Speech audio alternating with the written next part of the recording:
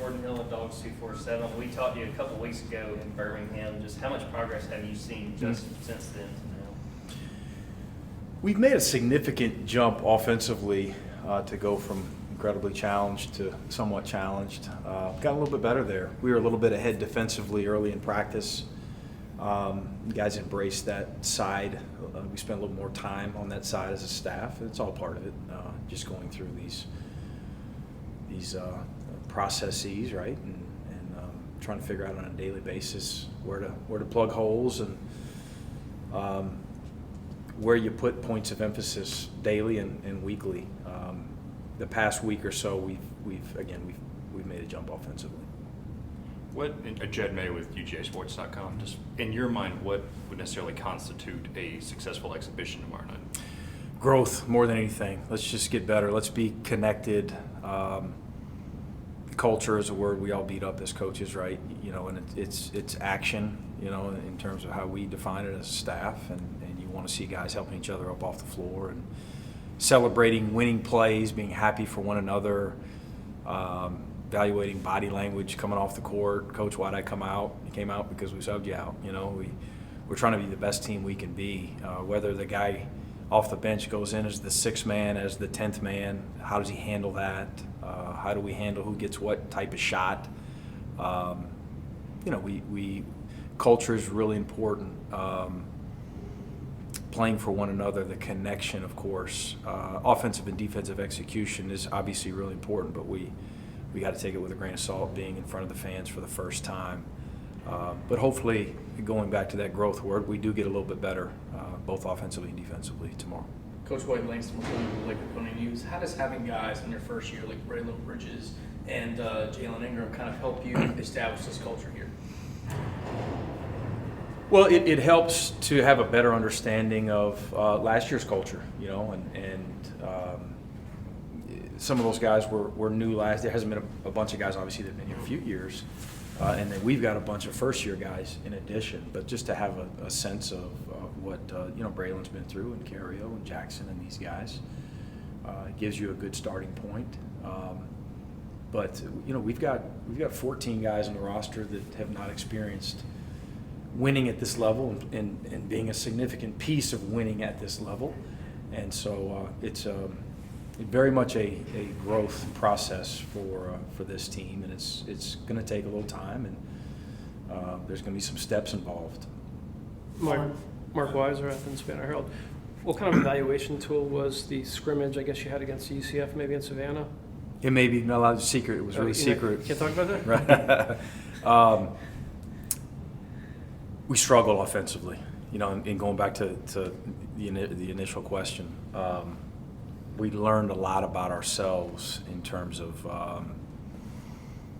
role identification, the little things offensively, some bad habits carried over into playing against another team. Again, a huge point of emphasis early on in practice was we've got to make a huge jump defensively to be competitive in this league, to give ourselves a chance night in and night out, just to have a chance, right? And we learned pretty quickly, about midway through that scrimmage, we got ways to go offensively. And so you try to balance it out, and that's why you have scrimmages and exhibitions and non-conference, and that's what we learned more than anything. Palmer Thomas, Dogs HQ. You talk a lot about this growth. How have you seen Justin Hill grow in his time here so far, and how's his hamstring coming along? He's finally strung together a few practices in a row without any issues. So limited reps, a little bit unique, where you know, if he was normally at 100%, you know, these past couple months, he would have probably gotten double the amount of reps. He's missed a bunch, but in the past week or so, he's caught up, and he's done a good job. He's got a great attitude. He brings it every day. He's got a great motor for a point guard. He just goes, offensively, defensively. He's a detail guy. You know, little things are important to him in terms of you'd ask him to do something that other guys might think could be a little bit trivial. You know, that's minor. It's big to him. You know, he's got high basketball character, and we expect big things from him. Speaking of Justin, when he was in the portal, what intrigued you guys about him? his toughness. Knew some guys in that league, one being Darius Nichols, who is like a brother to me. We worked together for a long time. Who's a head coach in that league, and just the imprint, you know, he would make on the game intangibly, you know, just again, I said winning player, you know, basketball character. He's plays with toughness, plays with some tenacity, plays with, of course, speed, you know, at his position, but pesters the basketball defensively. So he was a guy that we prioritized, and he quickly decided to become a Bulldog. Even before his visit, actually surprised us a little bit, but he wanted an opportunity to, you know, put a stamp on a rebuild, be a big part of something. Probably got time for one or two more. When you talk about growth, like how much of that is, you know, you just got to finally get out there and play another team to actually see some of these things start really building? You know, this team's actually embraced battling against each other consistently as much as most teams that I've been around. So it's not, you know, to a certain extent, they're ready to play someone else, right? But it's not as much as some other teams that you may have said 2 weeks ago at this time. You know, these guys are just done competing with one another. We've got a ways to go in terms of being really competitive in this league, obviously, but I do admire the fact that these guys, like yesterday, we had a really good practice. I mean, guys were getting after each other, and we'll switch the teams up as much as possible and try to keep it fresh. And I'd be surprised if we don't get a lot done today. So it's a good starting point. The guys, again, consistently come to work. Mike, with the football game on Saturday, Mhm. any kind of you know, wager with your brother going into that? No. We'll have some conversations though. Late week, there'll be some trash talking for sure, and I'll leave it at that. Mike said I can get in one more. Exciting weekend right here. Yeah. I lost my train of thought. Terry Roberts and Kyron Lindsey, what roles do you envision for them, and what kind of are their skill sets?